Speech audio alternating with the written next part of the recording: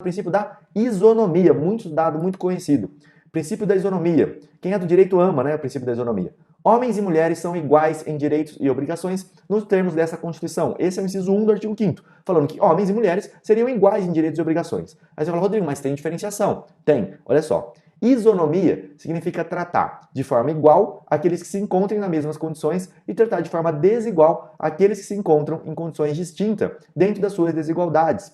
Isso daqui é aquela famosa frase, né, que todo mundo gosta de falar, tratar os iguais de forma iguais e os desiguais de forma desigual na medida da sua desigualdade. Até busquei uma imagem que é super ultra conhecida aí, se alguém não viu isso, vê agora, mas normalmente você já vai ter visto essa imagem, que é o exemplo, é isso daqui, né? A concepção de igualdade seria mais ou menos isso. Isso daqui é igual perante a lei. Se a lei mandou um para cada um, isso aqui seria um para cada um. Isso daqui seria um conceito mais de equidade, um princípio mais da isonomia. Eu estou tratando o desigual, que é o menorzinho aqui, dando 2 caixas para ele, e o grandão ficando sem nenhuma, então, para todo mundo ficar na mesma altura. Seria mais ou menos essa a ideia da concepção para você guardar na sua cabeça essa imagem do princípio da igualdade, tá? É isso que vai se buscar aqui. Quem deve obedecer a esse princípio? Quem são as pessoas que devem aplicar esse princípio, vamos dizer assim? Deve ser observado tanto pelo legislador, deve ser observado pelo aplicador da lei. Então, tanto pelo legislador como pelo aplicador. Até vamos arrumar aqui, ó. Deve ser observado pelo legislador e ali embaixo fica pelo aplicador da lei. Só para você não confundir, são esses dois, tá? Vamos abrir aqui, vamos começar a falar sobre o legislador, aquele que faz as leis, Senado, Câmara, os nossos políticos, vamos dizer assim.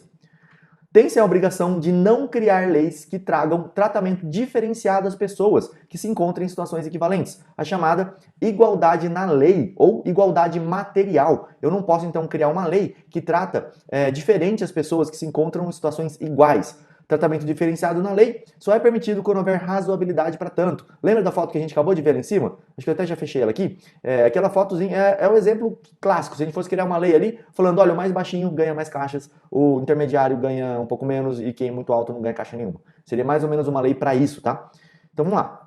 Um exemplo mais prático. Concurso para agente penitenciário restrito a mulheres. Estabelecimento prisional feminino. É um estabelecimento prisional feminino e aquele concurso foi feito só para mulheres. Isso tem que ter uma razoabilidade na lei, tem que ser bem explicado, bem fundamentado por quem está criando essa lei para não ferir esse princípio. Porém, isso poderia acontecer. Um outro exemplo.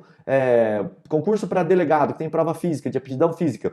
E nessa aptidão física, você coloca que as mulheres têm que correr um pouco menos, têm que fazer menos barra. Porque, geneticamente, a gente sabe que os homens têm uma capacidade de força física maior que as mulheres. Isso não quer dizer que todo homem é mais forte que mulher, não é isso. No fundo, você está criando uma desigualdade entre os homens, vamos dizer assim, e dentre as mulheres, mas é um requisito que precisa ali para aquela carreira. Só que se você colocasse um requisito alto para todo mundo, ninguém conseguiria, ou mais homens conseguiriam do que mulheres. Então, por isso que tem essa balanceação aqui.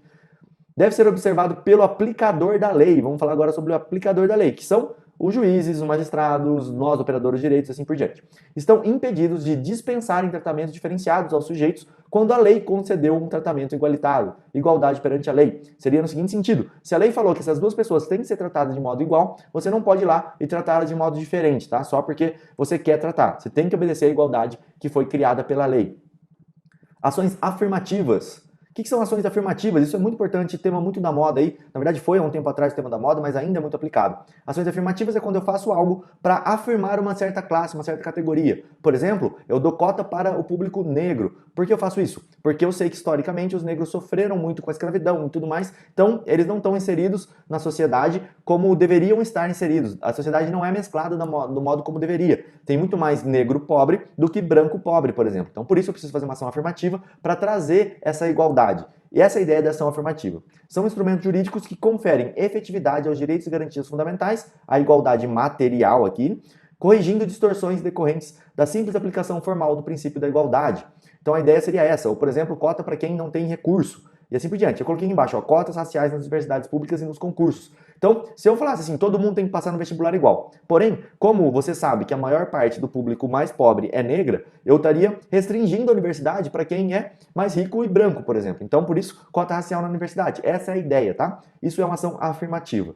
Então, esse também poderia violar o princípio da igualdade, vamos dizer assim, mas, na verdade, aplicar melhor esse princípio. Essa é a ideia aqui do princípio da isonomia que você tem que saber.